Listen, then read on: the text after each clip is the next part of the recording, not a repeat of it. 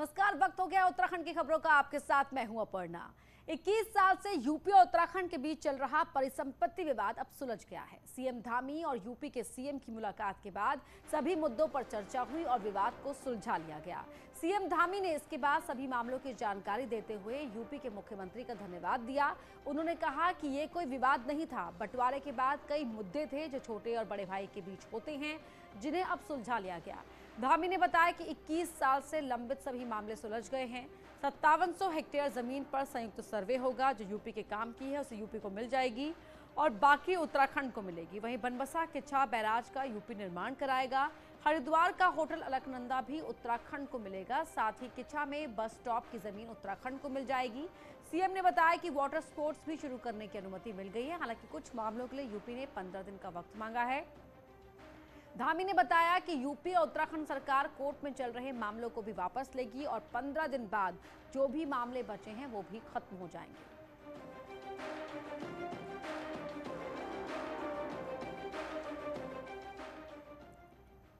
UP के CM Yogi Adityanath से मुलाकात के बाद न्यूज 18 से खास बातचीत में सीएम धामी ने सभी मुद्दों को लेकर जानकारी दी और बताया कि सभी मुद्दे सुलझा लिए गए।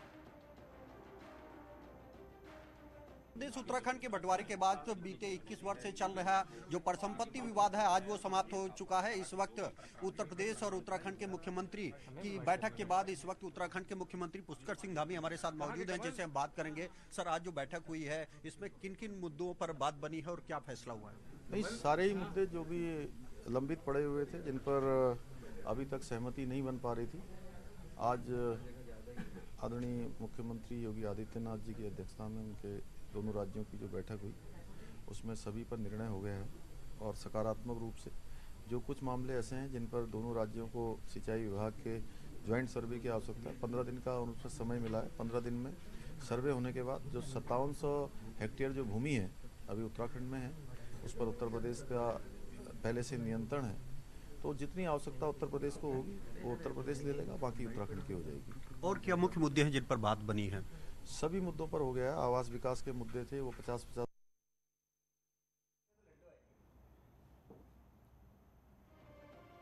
यूपी उत्तराखंड परिसंपत्तियों में हरिद्वार का एक मशहूर होटल अलकनंदा भी है, जो अभी तक यूपी पर्यटन विभाग के अधीन था, जिसे अब उत्तराखंड को सौंप दिया गया है। ये होटल करीब 40 साल पुराना है। इस होटल में 39 कमरे हैं।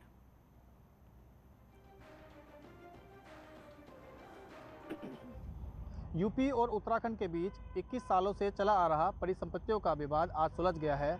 मुख्यमंत्री पुष्कर सिंह धामी और मुख्यमंत्री योगी आदित्यनाथ की मुलाकात के दौरान आज इस संबंध में चर्चा की गई और परिसंपत्तियों के विवाद को सुलझाया गया। इन परिसंपत्तियों में जो सबसे महत्वपूर्ण एक संपत्ति मानी जा रही है वो हरिद्वार स्थित अलकनंदा होटल है। इस वक्त हम हरिद्वार के अलकनंदा होटल पर मौजूद है और यहाँ पर ये देख सकते हैं आप किस तरह से ये एक बहुत ही शानदार और एक भव्य ये एक होटल है और काफ़ी लंबे समय से करीब 40-45 साल पुराना ये होटल है, जो कि उत्तर प्रदेश सरकार के द्वारा बनाया गया था और उत्तर प्रदेश पर्यटन विभाग ही इसका संचालन करता है। और लंबे समय से उत्तराखंड राज्य के गठन के दौरान से मांग की जा रही थी कि इसको उत्तराखंड सरकार को दिया जाए, लेकिन अभी तक इस पर सहमति नहीं बन सकी थी। इससे पहले मुख्यमंत्री त्रिवेंद्र सिंह रावत ने भी उत्तर प्रदेश सरकार से बात करके इसको अपने हैंडओवर उत्तराखंड सरकार के हैंडओवर करने की बात की थी, लेकिन तब इसके बराबर में यूपी सरकार ने अपने लिए एक अलग से दूसरा होटल बनाया, जो कि अब बनकर तैयार है। आप देख सकते हैं कि ये वही होटल है जो अलकनंदा होटल के बराबर में बनकर तैयार है और उत्तर प्रदेश सरकार का इसका संचालन करेगी। तो अलकनंदा होटल जो है वो फिलहाल उत्तराखंड सरकार को मिल चुका है और बहुत ही जल्द इसका हैंडओवर उत्तराखंड सरकार को कर दिया जाएगा। 39 कमरों वाला यह जो होटल है अलकनंदा होटल है, ये काफ़ी लोकप्रिय है और बड़ी संख्या में यहाँ पर जो वीआईपी हैं आकर अक्सर ठहरते हैं। गंगा किनारे ये होटल बना हुआ है और इसकी काफ़ी दूर तक इसकी लोकप्रियता है। न्यूज़ 18 पुलकित शुक्ला, हरिद्वार। परिसंपत्तियों को लेकर लखनऊ में बैठक हुई, जिसमें सभी मुद्दे सुलझने की बात कही जा रही है। बीजेपी का कहना है कि जो काम अपने 2 कार्यकाल में कांग्रेस की सरकार नहीं कर पाई, वो काम उत्तर प्रदेश और उत्तराखंड में बीजेपी सरकार ने कर दिया है और इसे उपलब्धि भी बीजेपी बता रही है। वहीं कांग्रेस की तरफ से पूर्व सीएम हरीश रावत का कहना है कि पौने 5 साल में तो कुछ नहीं हुआ, अब चुनाव से पहले ये बैठक कर दी गई ताकि चुनाव में अगर जनता सवाल पूछे तो बीजेपी कह पाए कि बैठक की है। देखिए, कांग्रेस की सरकार पहले भी रही है। माननीय तिवारी जी मुख्यमंत्री रहे हैं, माननीय बहुगुणा जी, हरीश रावत जी मुख्यमंत्री रहे हैं उन्होंने इसको पहल अगर करते, वो सिर्फ आंकड़े गिनाए उन्होंने खाली कि हमारी इतनी परिसंपत्तियां हैं, इससे ज़्यादा कोई बढ़कर के बात नहीं की। उत्तर प्रदेश की सरकार से कोई बात नहीं की, और आज बात कर रहे हैं तो फिर सवाल खड़े कर रहे हैं, ऐसा क्यों? न जमरानी का बढ़ा, न बिजली का बढ़ा, न पानी का बढ़ा, किसी चीज़ का कुछ आगे नहीं बढ़ा, तो किस बात की सहमति? तो ये बिल्कुल फेल है।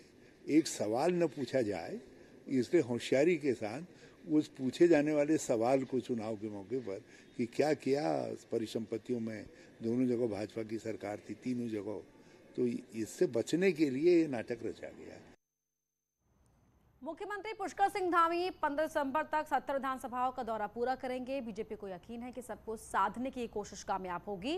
वहीं कांग्रेस का कहना है कि जो काम पहले 2 मुख्यमंत्री नहीं कर पाए, वो आखिरी वक्त में पुष्कर सिंह धामी कर रहे हैं। 4 जुलाई को सत्ता संभालने वाले मुख्यमंत्री पुष्कर सिंह धामी को युवा नेतृत्व के नारे के साथ चुनाव में जाना है, लेकिन उससे पहले जनता को ये भी बताना है कि बीजेपी सरकार ने 5 साल में 70 विधानसभाओं में विकास के क्या-क्या काम किए। इसी टारगेट के साथ पुष्कर धामी अब तक करीब 30 विधानसभा क्षेत्रों का दौरा कर चुके हैं और 15 दिसंबर तक सभी 70 विधानसभा क्षेत्रों में जाने का काम पूरा हो जाएगा। बीजेपी को यकीन है कि ऊर्जावान मुख्यमंत्री जब हर विधानसभा क्षेत्र में जाएंगे तो सरकार की बात और दमदार तरीके से जनता तक पहुंचेगी। 40 विधानसभाएं और रह गई है जिस पे उनको जाना है। मुझे लगता है कि ये एक नौजवान है, ये एक युवा है, युवा सोच है, और इससे एक युवाओं का भी चिंतन बढ़ रहा है भाजपा के प्रति। तो मुझे लगता है कि ये काम पूरा भी करेंगे और आने वाले समय सरकार भाजपा की होगी। पुष्कर सिंह धामी को मुख्यमंत्री पद की कमान 5वें साल में तब मिली जब बीजेपी के लिए काम से बड़ी चुनौती 2022 का चुनाव है। वहीं कांग्रेस का कहना है कि जो काम पुष्कर धामी से पहले के 2 मुख्यमंत्रियों को करना चाहिए था, उस गलती को अब सुधार रहे हैं। यदि ये चुनाव से पहले उत्तराखंड को समझने के लिए इनके मुख्यमंत्री ने किया होता तो अच्छी बात थी। उत्तराखंड को समझने के लिए तो किया नहीं, अब वोटों के लिए कर रहे हैं, अच्छी बात है, फिर भी अच्छी बात है, जाना चाहिए। जो काम आप पहले नहीं कर पाए, यदि अपनी गलती को स्वीकारते हो, उसको दुरुस्त करते हो, तो अच्छा है। 70 सीटों वाली उत्तराखंड विधानसभा में 57 विधायकों का बहुमत आज तक किसी पार्टी को नहीं मिला। ऐसे में बीते पौने 5 सालों में कितना विकास हुआ, ये बताने खुद मुख्यमंत्री पुष्कर धामी विधानसभा क्षेत्रों में जाने वाले हैं, ताकि 2022 में 60+ और युवा नेतृत्व का नारा साकार हो सके। देहरादून से न्यूज 18 के लिए दीपांकर भट्ट की रिपोर्ट। नैनीताल में कांग्रेस नेता सलमान खुर्शीद के घर पर आगजनी और फायरिंग करने वाले 4 आरोपियों को आज गिरफ्तार किया गया। कोर्ट में पेशी के बाद चारों को जेल भेज दिया गया, जबकि मुख्य आरोपी अब भी फरार है। मुख्य आरोपी की तलाश की जा रही है। नैनीताल पुलिस ने आज चंदन लोधियाल, उमेश मेहता, कृष्ण बिष्ट और राजकुमार मेहता को गिरफ्तार किया, जिसके बाद सभी को जेल भेज दिया गया। इनके पास से 32 बोर की पिस्टल और मैगजीन मिली है। 15 नवंबर को नैनीताल के सतखोल में हिंदुवादी संगठन के लोगों ने खुर्शीद के घर पर आगजनी की थी और कई राउंड फायरिंग भी की थी।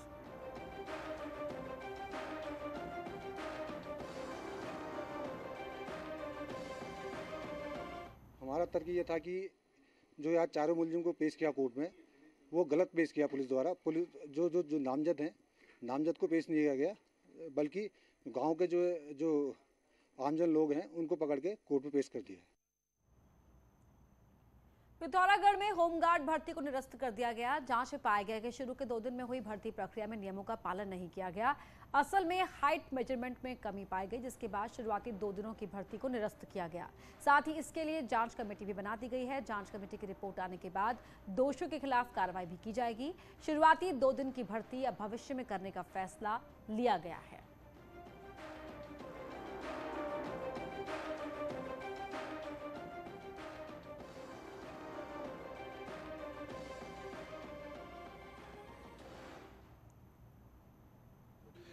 होमगार्ड की भर्ती को लेकर कमांडेंट ने रिपोर्ट किया है कि उनके सिलेक्शन से रिलेटेड जो फिज़िकल एग्जामिनेशन था उसमें कुछ इश्यूज़ आ रहे हैं। तो इस कारण से जो शुरू के 2 दिन की भर्ती में जो त्रुटियां पाई गई हैं, उस क्रम में उन्हें उन 2 पर्टिकुलर डेज़ के अभ्यर्थियों के लिए पुनः किए जाने संबंधी एक निर्देश मेरी तरफ से और उनके उच्चाधिकारियों की तरफ से उन्हें दिए गए हैं। श्रीनगर गढ़वाल में बद्रीनाथ हाईवे पर श्रीयंत्र टापू के निकट कार दुर्घटना में एक कार सवार एक शख्स की मौत हो गई, जबकि बेस अस्पताल में एडमिट कराए गए दूसरे घायल की स्थिति फिलहाल सामान्य है। हरिद्वार से बद्रीनाथ जाते वक्त अचानक हुई इस घटना में कार खाई में बहती हुई अलकनंदा नदी में जा समाई। एसडीआरएफ ने गोताखोरों और राफ्ट के माध्यम से बचाव अभियान चलाकर कार के अंदर से शव बरामद कर लिया है। श्रीनगर गढ़वाल में अलकनंदा नदी के किनारे काम कर रहे पोकलिन मशीन पर मौजूद 2 लोगों की जान मुसीबत में पड़ गई। दरअसल जल विद्युत परियोजना के बांध से अचानक पानी छोड़ दिया गया, जिससे नदी में पानी का जलस्तर बढ़ गया और पोकलिन मशीन डूबने लगी। सूचना पर मौके पर पहुंची पुलिस ने मशीन में मौजूद ऑपरेटर और हेल्पर को पानी से बाहर निकालकर बचाया।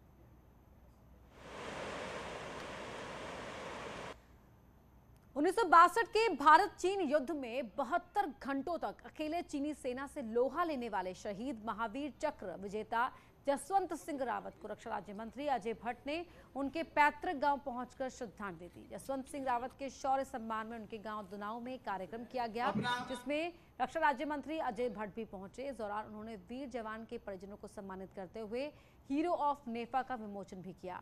अजय भट्ट ने कहा कि जसवंत सिंह रावत की बहादुरी के आगे देश ही नहीं बल्कि चीनी सेना भी घायल हो गई थी। इसी देवभूमि की वो सपूत हैं और उन्होंने एक इतिहास रचा।